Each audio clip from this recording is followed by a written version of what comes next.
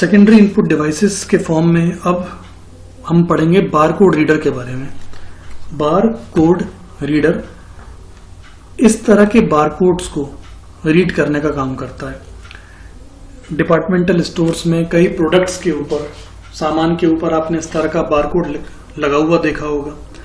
ये barcode informations का एक कलेक्शन होता है। इस बारकोड में सूचनाएं श्रिंक्ड फॉर्म में यानी सिकुड़े हुए फॉर्म में रखी हुई रहती हैं। सिकुड़े हुए फॉर्म में होने के कारण, श्रिंक्ड फॉर्म में होने के कारण इन्हें खुली आंखों से पढ़ना पॉसिबल नहीं होता है। तो इसमें रखे हुए डेटा को अगर आप रीड करना चाहें तो उस सिचुएशन में जिस रीडर की हम हेल्प लेंगे उस रीडर को ही बारकोड रीडर या बारकोड स्कैनर कहा जाता है। ये ग्राफिक्स में दिखाया हुआ है बारकोड स्कैनर। तो यूजुअली आपने डिपार्टमेंटल स्टोर्स में देखा होगा कि जब आप कुछ सामान खरीद के लेके जाते हैं तो उस पर बारकोड रीडर लगा हुआ बारकोड लगा हुआ रहता है, और उस बारकोड को बारकोड रीडर के थ्रू जब लाइट फ्लैश की जाती है, क्योंकि ये एक ऑप्टिकल डिवाइस है, प्रकाशीय प्रणाली है, तो ये लाइट प्रकाश की एक बीम फेंकती है, प्रकाश की किरण फेंकती है। प्रकाश की किरण फेंककर ये बारकोड में रखे हुए डेटा को निकालती है और कंप्यूटर सिस्टम के अंदर पहुंचाने का काम करती है। यानी कि बारकोड में रखा हुआ डेटा इस बारकोड मशीन के थ्रू रिट्रीव किया जाता है, निकाला जाता है और कंप्यूटर सिस्टम को इनपुट किया जाता है।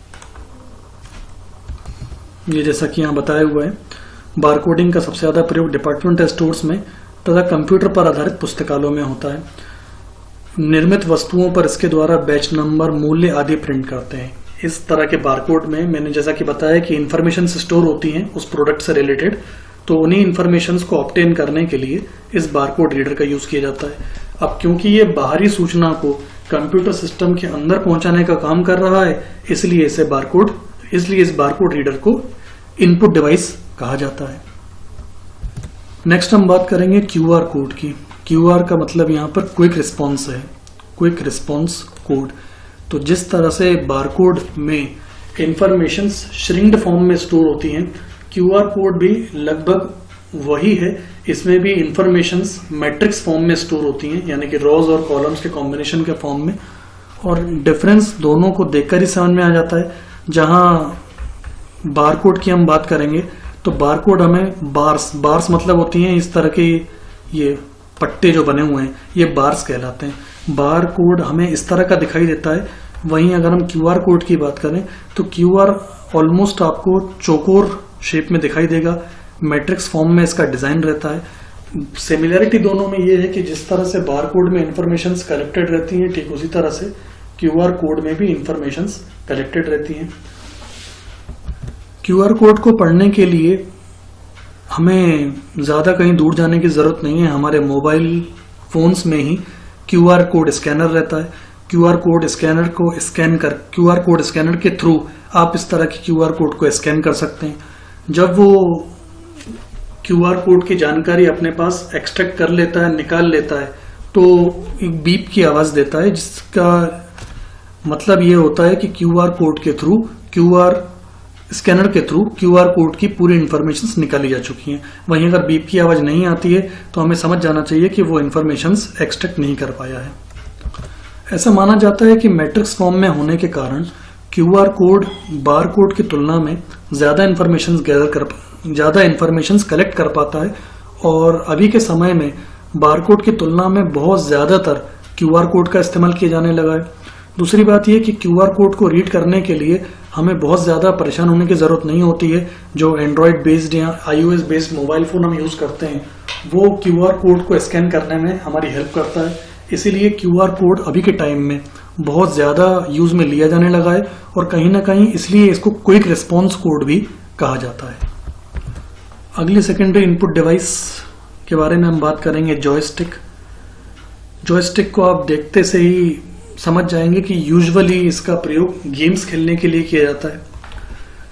जॉयस्टिक पे टर्टल की आकृति का एक हैंडल दिया हुआ रहता है। उस हैंडल या लीवर को पकड़ करके दाएं बाएं, आगे या पीछे की ओर घुमाकर कंप्यूटर सिस्टम पर इजीली गेम्स खेले जा सकते हैं। हालांकि गेम्स खेलने के लिए हम लोग कीबोर्ड और माउस का भी इस्तेमाल कर सकते हैं, लेकिन क्योंकि कीबोर्ड और माउस गेम्स खेलने के लिए आदर्श नहीं माने जा सकते। कीबोर्ड बेसिकली टेक्स्ट इनपुट करने का माध्यम है और माउस पॉइंटर के थ्रू कंप्यूटर सिस्टम को इंस्ट्रक्शन देने का माध्यम है। तो कीबोर्ड और गेम्स के थ्रू गेम हालांकि खेले जा सकते हैं, लेकिन उतने परफेक्शन के साथ नहीं खेले जा सकते, और ना ही कीबोर्ड और माउस को गेम्स खेलने के लिए आइडियल यानी कि आदर्श माना जाता है। तब गेम्स खेलने के लिए जॉयस्टिक का हम लोग यूज कर सकते हैं। ये स्पेशली गेम्स खेलने के लिए डिजाइन किया गया है, और इसमें इस तरह का लीवर दिया हुआ है जिससे आप गेम खेलते हुए ज्यादा अच्छे तरीके से कंट्रोलिंग कर सकते हैं। जॉयस्टिक के साथ ही गेम खेलने के लिए ट्रैक बॉल का भी यूज किया जा सकता है। ट्रैक बॉल एक ऐसी डिवाइस है जिसमें यूजुअली एक बॉल लगी हुई होती है। उस बॉल को हम अपने हाथ से आवश्यकता के अनुसार घुमाते हैं और घुमाते हुए गेम खेलने में गेम को कंट्रोल करते हैं। इस तरह की ट्रैक बॉल आपने लैपटॉप पर भी कई जगहों पर लगी हुई देखी होगी। लैपटॉप में बीच में इस तरह का रेड पॉइंटर लगा रहता है। यहाँ पुराने समय में जो माउस जो मोबाइल आते थे, उन मोबाइल में भी बीच में सेंट्रली इस तरह का एक पॉइंटर लगा हुआ रहता था। उस पॉइंटर को भी ट्रैक बॉल ही कहा जाता है। ये आप जो डिवाइस देख रहे हैं ट्रैक बॉल टाइप की डिवाइस है। इस ट्रैक बॉल का यूजुअली मैंने जैसे आपको बताया कि टेक्स्ट इनपुट वगैरह करना इसका काम बिल्कुल भी नहीं है। इन्हें स्पेशली गेम्स खेलने के लिए डिजाइन किया गया है। ट्रैक बॉल और जॉयस्टिक अलग अलग गेम्स के हिसाब से अलग अलग वर्जन्स में अवेलेबल है।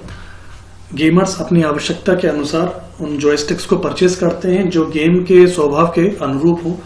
फाइनली क्योंकि इनके थ्रू हम कंप्यूटर सिस्टम को निर्देश दे रहे हैं, इसलिए हैं तो ये एक प्रकार के इनपुट डिवाइसेस ही, और स्पेशली गेम्स के लिए इनका यूज किया जाता है। अदर जनरल ऑफिशियल वर्क्स में इनका ज्यादातर यूज होता नहीं है।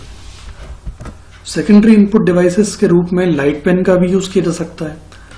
आमतौर पे अगर हमें सिग्नेचर बनाना हो या कोई ड्राइंग करनी हो, तो अगर आप माउस के थ्रू सिग्नेचर बनाने की कोशिश करते हैं या ड्राइंग करने की कोशिश करते हैं, तो बहुत ज़्यादा सही तरीके से आप ग्राफिक्स बना नहीं पाएंगे, ना ही साइन कर पाएंगे, क्योंकि माउस का जो शेप होता है उस शेप के थ्रू कुछ लिखना या साइन करना थोड़ा सा मुश्किल हो जाता है। तो उस सिचुएशन में लाइट पेन का यूज किया जाता है।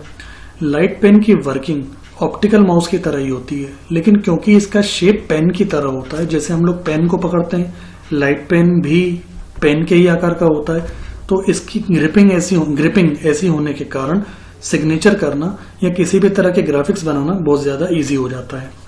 नीचे आप इस ग्राफिक्स में देखें कि एक डिजिटाइजिंग टैबलेट दी हुई है। जो आप पैड देख रहे हैं, ये पैड डिजिटाइजिंग टैबलेट है। इसके ऊपर आप देख रहे हैं कि यूजर एक पेन के आकार का यंत्र पकड़ा हुआ है। उस पेन के थ्रू जो भी वो उस पैड पर बनाएगा, वो ऐसा का ऐसा कंप्यूटर सिस्टम पर इनपुट होकर अपीयर होने लगेगा। ये जो पैड आप देख रहे हैं, ये ड्राइंग सरफेस का काम करता है। इसके ऊपर ये जो पेन है, ये इंक वाला पेन नहीं है। ये पेन प्रकाशीय पद्धति पर आधारित एक ऑप्टिकल डिवाइस है जो लाइट की रेस फेंकती है, लाइट के बीम, प्रकाश की किरणें फेंकती है, और उस किरणों को जैसे जैसे कंप्यूटर सेंस करता जाता है, तो जैसा आप ड्रॉ कर रहे हैं ऐसा का ऐसा कंप्यूटर सिस्टम में इनपुट होता जाता है। तो जब भी कभी आपको सिग्नेचर इनपुट करने की आवश्यकता हो या आप क्लियर ड्राइंग करना चाहते हो बहुत परफेक्शन के साथ, तो बेहतर होगा कि आप लाइट पेन या डिजिटाइजर टैबलेट भी इसे कहा जाता है, डिजिटाइजर टैबलेट का यूज करके आप ये सारे काम कर सकते हैं। सेकेंडरी इनपुट डिवाइस की जब बात करते हैं तो टच स्क्रीन भी इनपुट का ही काम करती है। आप एटीएम में जाते हैं या इसके अलावा आपके मोबाइल में टच स्क्रीन यूजुअली अवेलेबल होगा ही, तो टच स्क्रीन आप किसी पहचान के लिए इसको ऐसा नहीं होता कि हम पहचाने नहीं। यूजुअली कई सारे डिवाइसेस में ये पॉइंटिंग स्क्रीन अवेलेबल होती है और आप बेहतर से यूज करना जानते हैं। आप अपनी फिंगर्स के थ्रू, उंगलियों की टिप्स के थ्रू इनपुट करते हैं। कंप्यूटर सिस्टम या मोबाइल डिवाइस को या एटीएम की स्क्रीन पर आप निर्देश प्रदान करने के लिए अपनी फिंगर टिप्स का इस्तेमाल इस तरह की टच स्क्रीन पर करते हैं। तो यहाँ पर ये टच स्क्रीन इतनी कैपेबल है कि आपके फिंगर के सेंस को परख सके और जो आप इंस्ट्रक्शंस देते हो वो इंस्ट्रक्शंस रिसीव करके कंप्यूटर सिस्टम तक पहुंचा सके।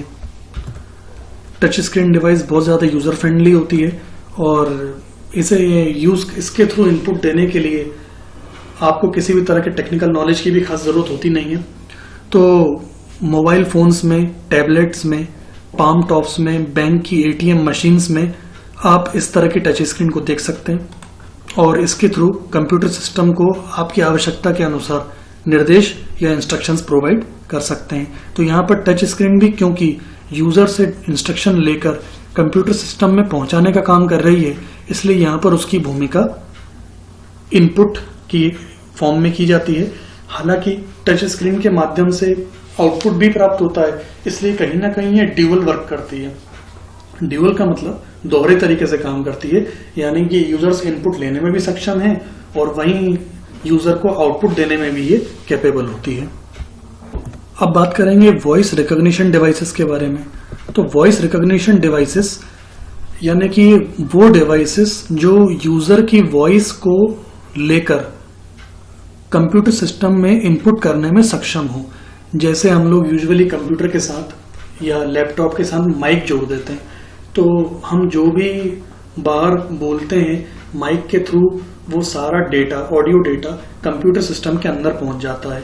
तो उस स्थिति में वो माइक वॉइस रिकॉग्निशन डिवाइस की भूमिका निभा रहा है। वॉइस रिकॉग्निशन डिवाइसेस यानी कि वो डिवाइसेस जो बाहर की वॉइस को, बाहर की आवाज को कंप्यूटर सिस्टम के अंदर पहुंचा सके। आपने देखा होगा कि गूगल भी हमको वॉइस के थ्रू इंस्ट्रक्शंस देने की फैसिलिटी देता है। आप गूगल में जो भी कहेंगे वो उसको रिकॉग्नाइज करके उसके हिसाब से डेटा हमें सर्च करके बताता है। तो बाहरी वॉइस को कंप्यूटर सिस्टम के अंदर लेने के लिए यूजुअली माइक की जरूरत होती है। तो उस परिस्थिति में माइक को ही वॉइस रिकॉग्निशन डिवाइस कहा जाएगा। इसके अलावा कई तरह के अलग सेंसर्स का भी यूज किया जा सकता है इसी काम के लिए। बात यह है कि जब भी कभी बाहरी वॉइस डेटा को कंप्यूटर सिस्टम के अंदर पहुंचाया जाएगा तो उस प्रोसेस को वॉइस रिकॉग्निशन कहा जाएगा। और वॉइस रिकॉग्निशन के लिए कोई भी डिवाइस यूज की जाए, भले वो माइक हो या इसके अलावा कोई सेंसर हो, वो डिवाइस वॉइस रिकॉग्निशन डिवाइस कहलाएगी। VR डिवाइसेस यानी वॉइस रिकॉग्निशन डिवाइसेस के बाद डिजिटल कैमरा, या बहुत अच्छे तरीके से जानते ही हैं फोटोज क्लिक करने के लिए या वीडियो रिकॉर्ड करने के लिए इस तरह के डिजिटल कैमरा का यूज किया जाता है। अब इस तरह के डिजिटल कैमरा की सहायता से स्टिल फोटोग्राफी यानी फोटोज क्लिक करना और मोशन वीडियोस बनाना यानी चलित वीडियोस बनाना, दोनों ही तरह के डेटा को लेकर, यानी कि इमेज डेटा, जो स्टिल फोटोज हुए वो इमेज टाइप का डेटा हुआ, इसके अलावा जो वीडियोस रिकॉर्ड किए जाते हैं वो वीडियो डेटा हुआ। दोनों ही तरह का डेटा ये डिवाइस ले सकती है और लेने के बाद इसे कंप्यूटर सिस्टम से कनेक्ट करके ये सारा डेटा कंप्यूटर सिस्टम के अंदर पहुंचाया जा सकता है। तब उस समय क्योंकि ये कैमरा कंप्यूटर सिस्टम में डेटा इनपुट करने का काम कर रहा होता है, इसलिए इस डिवाइस को भी उस सिचुएशन में इनपुट डिवाइस के नाम से जाना जाता है। तो डिजिटल कैमरा जिसे हम यूजुअली कैमरे के रूप में यूज करते हैं, जब वो कंप्यूटर सिस्टम से कनेक्ट होता है तो उस समय उसकी भूमिका इनपुट डिवाइस के रूप में हो जाती है और इसे सेकेंडरी इनपुट डिवाइस के रूप में जाना जाता है।